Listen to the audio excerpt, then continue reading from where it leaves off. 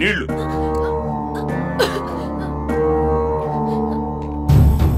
ఆడాసిందుడు అడ్డే కూతురికి అన్నం తినిపిస్తున్నా. ఇదిగో ధర్మ, నేను ఎప్పుడే చెప్పులా ఆ ఏరియాని గవర్నమెంట్ కాదు కదా, ఎప్పుడు ఏమి పేకలేడు అని నేను మీకుతా అన్నావు. మధ్యలో తెల్లగడ్డపడి వచ్చే ప్లాన్ ముందు పెట్టే ఫర్ యూ 50%, ఫర్ మీ 50% అన్నాడు. ఆడెవడో మ్యాటర్ మొత్తం పేపర్కి ఎక్కించాడు. నువ్వేదో గుడ్ సప్పుడు కాకుండా మ్యాటర్ క్లోజ్ చేస్తావు కదా అనుకుంటే ఏందయ్యా ఈ రచ్చ? ఇవన్నీ వద్దుగానే ఆపేద్దామయ్యా, ఆపేద్దాం. అమ్మాయిని లోపలికి తీసుకెళ్ళరా.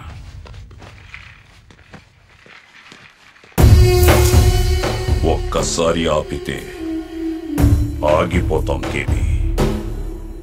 మనిషిని నమ్మో, మంత్రిని నమ్మో, డబ్బుని నమ్మో, దమ్ముని నమ్మో నేను ఇక్కడికి రాలేదు. భయం, మనిషిలో ఉండే భయాన్ని నమ్మొచ్చాను. భయమే నా ఇన్వెస్ట్మెంట్. ఇక పేపర్లో వార్త అంటావా? లేడీకి సింహాన్ని వేటాడాలనిపించడం సహజం, కానీ వేటాడితే సింహమే ఆడాలి, చస్తే లేడీ చావాలి.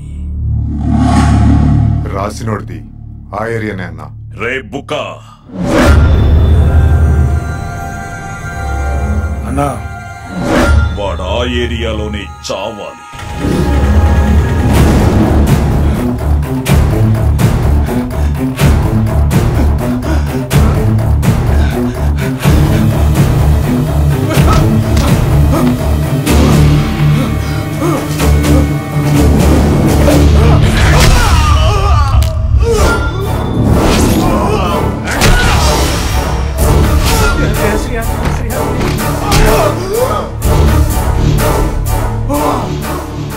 లోపలికెళ్ళరా.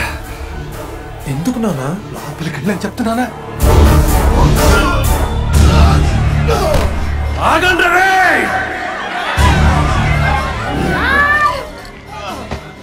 వీడు రాతలు రాసిందే మీకోసం, వదిలేసి వెళ్ళిపోతున్నారేంట్రా?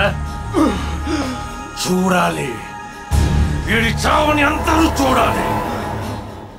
ధర్మాకి ఎదురెళ్తే ఏమవుతో చూడాలి. ఏ ఒక్కడు కదలొద్దు. కూర్చోండి బాబా. అన్నకి సాయం తీసుకురా. అలాగే నాన్న.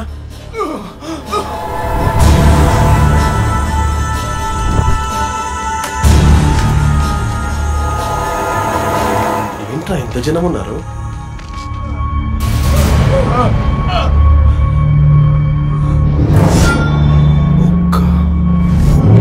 వద్దురా, ధర్మం మనిషి చదువు నా మాటని రా. చచ్చిపోతున్నాడు.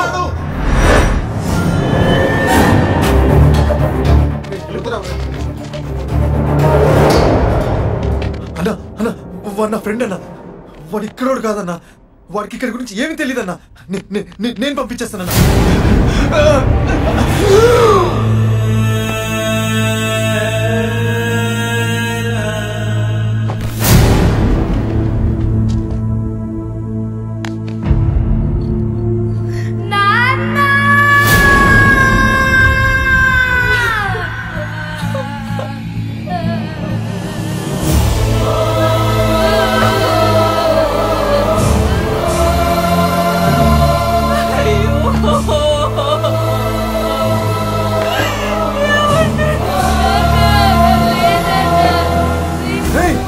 వెళ్ళిపోండ్రా.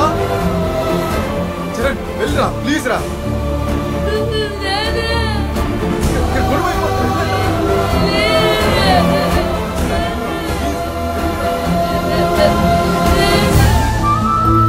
మంజు చెప్పింది చరణ్ని తీసుకొస్తానని. ఆ భయంతోనే ముందు నేనొచ్చాను. భయమా? ఏం లేదండి, వాడిని అర్థం చేసుకుంటే షుగర్, లివర్ బాగుంటాయి, బీపీ కూడా కంట్రోల్లో ఉంటుంది. ఆహా, అర్థం చేసుకోకపోతే మీరు కారు అమ్మేసి అంబులెన్స్ కొనుక్కోవాల్సి వస్తుంది.